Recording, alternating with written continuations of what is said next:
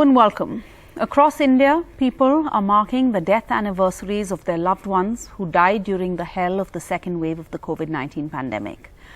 Tonight on We the People, we revisit that bleak period.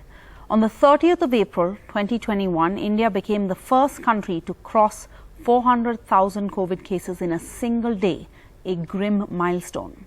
That harrowing month when oxygen became a precious commodity, ICU beds could not be had for love or money, and ambulance sirens resonated all around us without a break, day or night.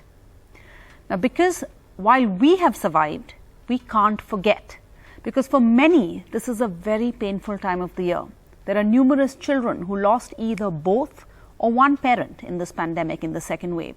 Older siblings have had to step forward to take care of their younger brothers and sisters ahead of their time. It has been a year since the devastating second wave of the COVID pandemic, which left behind a trail of death and destruction. And we are grateful to these families. We have some families joining us to tell us their stories today, a year later, how they're rebuilding their lives or how they're living with shattered hopes, dreams, and shattered families. First, though, we have joining us Subimal Bhattacharjee. He lost his wife, Dr. Joyita, who was a journalist. Subimal, you're also a journalist, and like us, you had to work through the lockdown, through this pandemic, and that's how you believe you and your wife contracted the virus?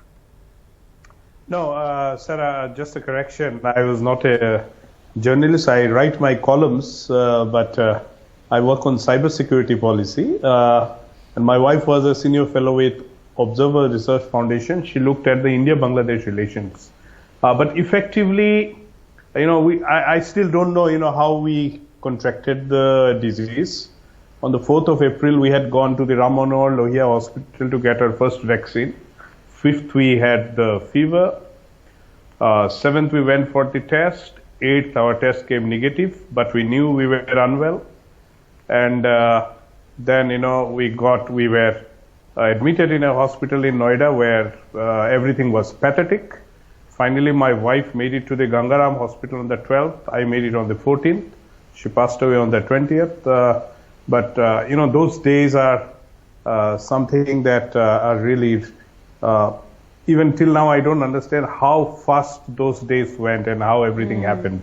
So in our case, we still don't know how we actually picked up the disease because we had kind of isolated ourselves in a farm in Noida away from the civil lines in Delhi where we used to be.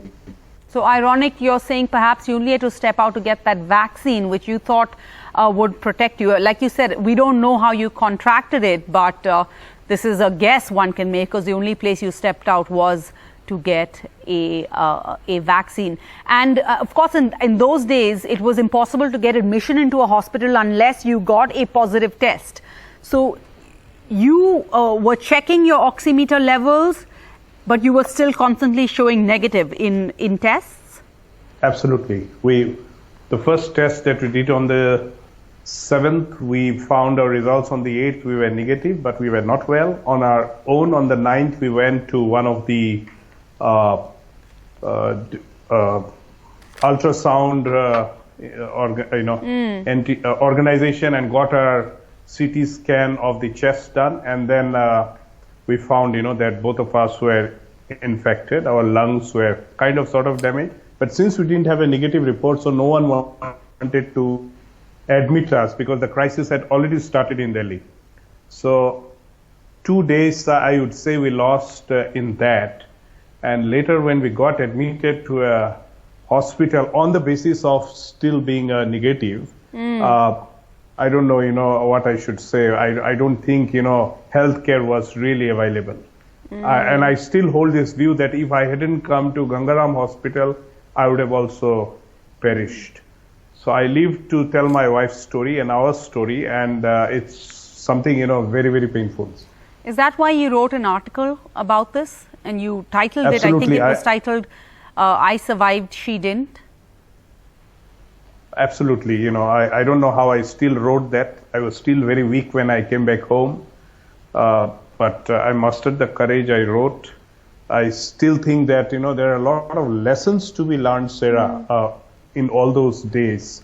because personally I feel in a lot of places we have forgotten what we went through, and God forbid something like this came again. I don't think, we really have done anything that great to be able to not see such kind of a scenario. So I think there is a collective responsibility everywhere that remains. And that's where, even if you see, when I wrote that article at that point of time on 30th of April 2021, that, universal vaccination, that's something that I had put across. I think we did well on that count, and possibly even in these days when people are still getting affected, but still, staying away from or not needing to go to hospital. I think, somewhere if some other mutation comes, then I don't know if we have really done all the right work. Whether we've learned any lessons. So it must be, especially hurtful for you when you see people out and about, when you see people maskless, when you hear of governments who are removing the mask mandate, so that even if those few of us who are wearing masks are also made more vulnerable. Yeah, absolutely. I think, mask mandate is something that possibly people still don't feel, that they have to be very careful about. But the level of enforcement, and then, the kind of attitude even with which people who have to enforce, they try to look at the whole situation. I still feel, that we haven't really got the lessons. Mr. Bhattacharjee, I've asked you all these academic questions and you're still speaking to try and find something positive out of this, do for the betterhood of all of us. But I want to ask you, how are you doing? You've lost your wife of many, many years. And, you read about survivors' guilt, where we have to deal with whether we could have done something differently, especially people like you who have means at their, where you have the means. And what use is all of this, the money that you made over your years? I mean, how do you deal, if I could just ask you to share with us? No, that's a very nice question, Sarah. I think, it's very important for people to understand. See, we celebrated our 20th anniversary just a May before in the Nilgiris, 1 week in the Nilgiris, away from everything. Such a lovely few days. And I still remember 11th of March was an anniversary, and I told, we are nice in this Mudumalai Tiger Reserve. She said, no, we must go and get a cake. So we went up to Ooty to buy a cake. And just after 6 o'clock, they close the whole place because of the tigers. But, so both of us, we cut our own cake. And I think we had a forest guard who came and clicked a picture for us. So that was her excitement. Now, when I reflect back and I think, that somewhere, God wanted that celebration to happen, some way. But having said so, and after all these months, how do you heal yourself? How do you deal with the crisis? How do you not grieve? I tell this story to many people that when my wife passed away, I was in the ICU. I was having oxygen on the top and catheter below. And I said to myself, if I grieve, and I might have a heart attack and I might go. So I have to be very strong. I cannot grieve. Now, only worry in my mind was, will she get a proper funeral? Or it will be one of those, funerals that we saw during this period of time. Luckily, she got a good funeral. I used to be hallucinating most of the day because of my own illness. So that happened very nicely. Some friends, my own sister, she's a neurosurgeon in Hyderabad. She stayed with us all those days, to take care of us, risking our own health. And then all through these months to a year, I did many things. I actually completed a documentary film on Netaji, which won a honorable mention in the Tokyo Short Film Festival 2 weeks back. I did 4 online courses, which had to make me learn a new programming language of Python. I did data analytics. I learned diplomacy formally. I did all these things, just to put my head into I think she actions would have been so that very proud I of you. forget grief. Your wife would have been very proud of you, Mr. Bhattacharjee, for the way that you're handling things and the way you're dealing with it. And we're glad you both had that week together in the Nilgiris. Thank you for speaking to us. Thank you.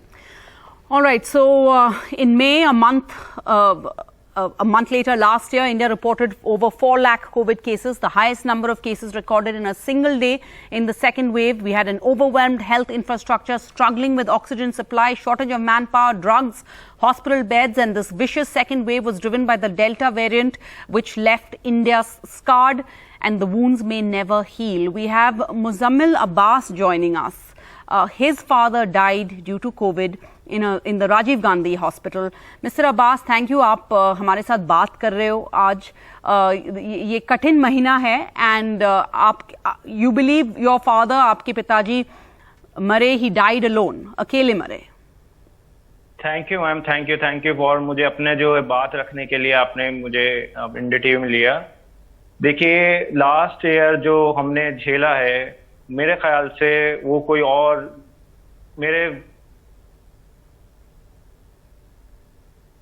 कि मैंने क्या क्या conditions अपने fathers के लिए क्या करा, मेरी मदर्स ने क्या किया. ये आज अप्रोक्सीमेट 1 ईयर हो गया. 5 ऑफ मई को मेरे फादर की डेथ हो गई थी कोविड से. 17 दिन हॉस्पिटलाइज रहे. पहले हम अपने फादर के लिए दिल्ली के अंदर हॉस्पिटल्स ही ढूंढ रहे थे. हमें हॉस्पिटल्स नहीं मिल रहा था. पूरी रात हम सड़कों पे हर हॉस्पिटल्स में अलग अलग गए, बात करी, कोई हॉस्पिटल्स में लेने को तैयार नहीं. हर हॉस्पिटल्स वाले बोल रहे थे पहले कोविड रिपोर्ट्स लाओ. एक्चुअली हम बिलोंग करते हैं यूपी से फादर साहब, मैं जॉब करता हूँ दिल्ली में, तो मैंने फादर साहब यूपी में थे, वो यूपी से उनको दिल्ली बुलाया.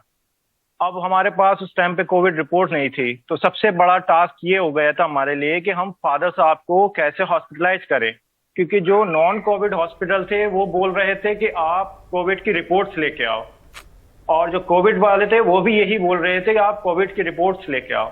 ये सबसे बड़ा एक टास्क था. पूरा हमें हॉस्पिटलाइज करने के लिए हमें पूरा 1 दिन लगा.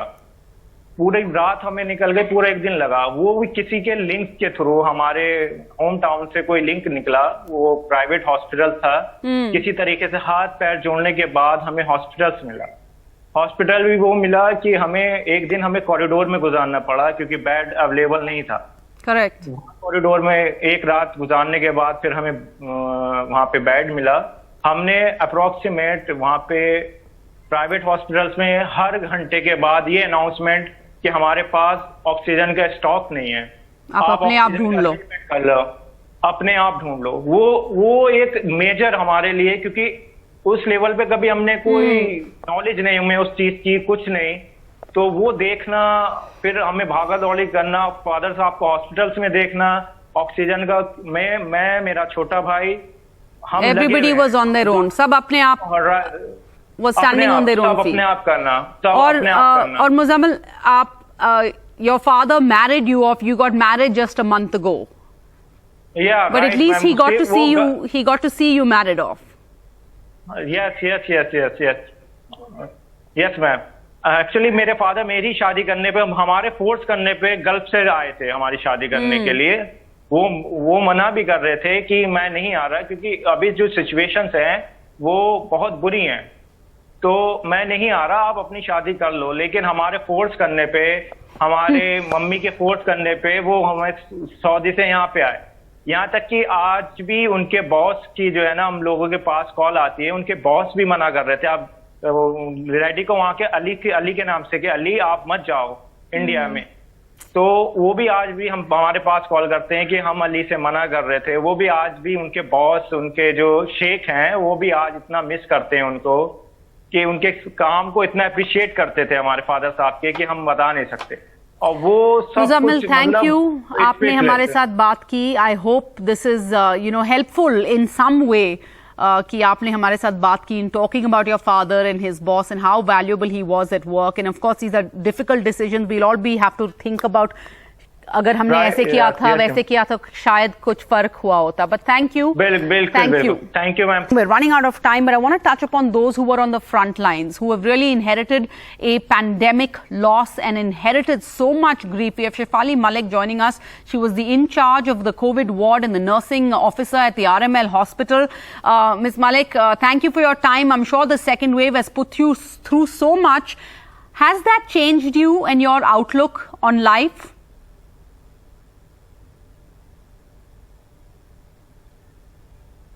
Yes. Malik? Hello. Yes. Do you hear me, ma'am? Yes, definitely. हाँ, बिल्कुल बिल्कुल मैं सुन सकती हूँ. I was just asking you how you think this past year has changed you and your outlook on life, because given everything that you've witnessed, and does that keep returning to you? Yes, definitely it is returning to me all the times, because that was a harrowing situation.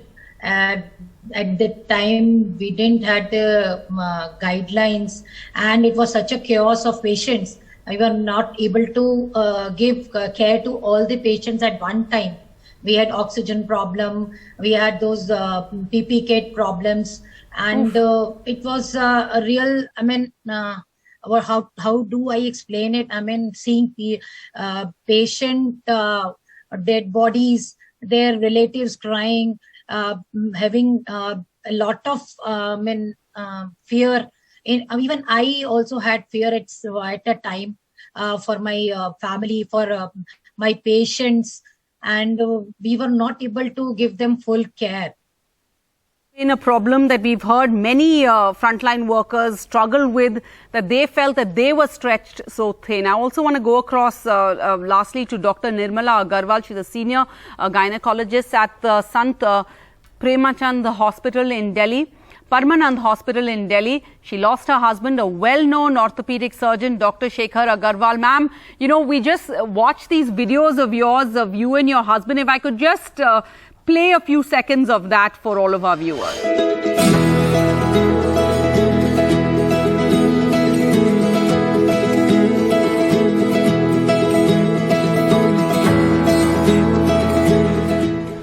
Doctor, thank you for sharing all of those videos with us. And clearly your husband was so full of life. Your thoughts a year on, what's your biggest concern now? I think what I feel is that death is something inevitable for everybody. We can say it is COVID, it can say respiratory, it can be tuberculosis, whatever it is. Death is going to come to everybody. What remains is how good you are in your life. If you are good in your life, no money, you cannot take any money away from here. Only your good name. And that is what my husband did. He was a good man, and his name is remembered by his patients, his relatives, his friends, everybody. He was a kind person, and unfortunately he got COVID because he was in the midst of the war situation in our hospital, and he got COVID, rapid course, and he knew he will go fast. And he said, ventilate me immediately, and I don't want to know anything. And he went very fast, peacefully, smiling. And when he died, he was COVID negative, and he always wanted to die in Parmanand only. I took back from Medanda before his death. I took him back. He died in Parmanand, and he went to Nigambod Ghat. That's where he wanted to be cremated. So I have very good memories, and I have actually got no sorrow. I'm very happy for him that he went when he was standing, working, and with good name. Dr. Agarwal, you know, we should all be blessed to have a marriage like you did with your husband. Clearly, from looking at those videos, even in your later years together, you lived every day to its fullest. So we are thankful for you to joining us tonight, and of course for all the work that he has done, for all the service that he did up to his last days. And of course, you still working today. Thank you, ma'am, for your time. I have a minute, so I want to just go across to one more person. Mehndi Abbas is the founder of a COVID helpline center. He worked 20 hours days, answering desperate calls for oxygen, hospital beds, arranging ambulances, meals, medicines, giving a dignified farewell to those who lost their lives to COVID-19 when their nearest and dearest could not. Mr. Mehndi, your helpline is still working. आजकल आप क्या करते हो इस helpline के साथ? Why is it still working? जी, आप सुन पा रही हैं मुझे? हाँ हाँ। आप बहुत धन्यवाद कि आपने हमें बोलने का मौका दिया NDTV पर। अब जो हेल्पलाइन में हम काम कर रहे हैं, फिलहाल हम जगह जगह हेल्थ चेकअप कैंप ऑर्गेनाइज करते हैं डॉक्टर्स के जरिए। जो डॉक्टर्स हमारे साथ कोविड में जुड़े थे, उन्हीं के साथ मिलकर हम free health checkup camp organise करते हैं। All right. और आजकल कैसे कॉल्स आते हैं आपके हेल्पलाइन पे? Who are the people reaching out to you? Madam, जब सेकेंड वेव थी कोविड की, तो उस टाइम पे लोग पैनिक ज्यादा थे। तो वो पैनिक में उनको सिर्फ डॉक्टर से सलाह की जरूरत थी, जो नॉर्मल नजला खांसी थी। तो इसलिए हमने हेल्पलाइन की शुरुआत करी। कुछ डॉक्टर्स हमारे साथ सपोर्ट में थे, उन्हीं डॉक्टर्स के साथ मिलकर हमने ये हेल्पलाइन की शुरुआत करी। लोग कॉल करते थे, हम डॉक्टर से उनका कंसल्ट कराते थे, तो इसलिए उनकी मदद रहती थी।